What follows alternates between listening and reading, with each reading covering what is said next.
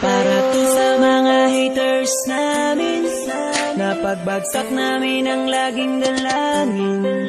Merong kayong puwang sa aming damdamin, dahil nga mahal namin. Para to sa mga haters namin, napagbagsak namin ang laging dalangin.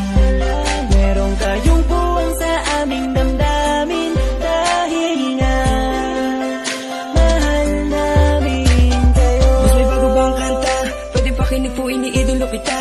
Pagtalikod mo iba na ang binubulong na taliwas sa mga bagay na tunay at yan ang ipinapakita na kailangan ba kami na utuin pa sa dami ng sinabi mo wala naman tumama. Puro panguhula ang titik ko makalait. Ano ba ang nagawa, bakit ka nagagalit? Ngunit pwede ba na humalik? Dahil pag-ibig sa sukli kong pabalik. Hindi na kailangan lumala pa ang galit. Kapayapaan magkaisa ng kapatid, yeah. Minamahal ka namin kung ikaw ay nagagalit. Okay lang sa amin kung kami ay nilalait. Luwa pa, sige na, sige pa, pagkat lalo't mamadami ang mga naniniwala.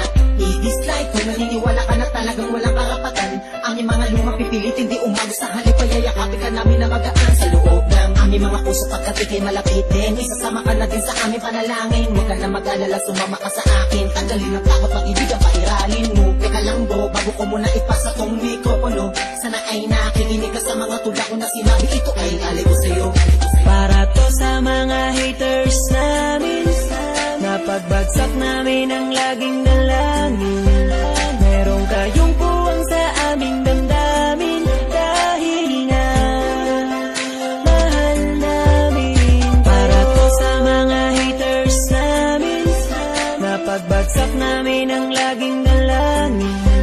Merong kayong puwang sa aming damdamin, dahil nga mahal namin Kung isa ka sa aming mga haters, ito para sa'yo, ito aking kapatid. Sana iyong mabatid, sana din na mapatid ang lubid. Kahit palagay mo sa amin ay tagilid.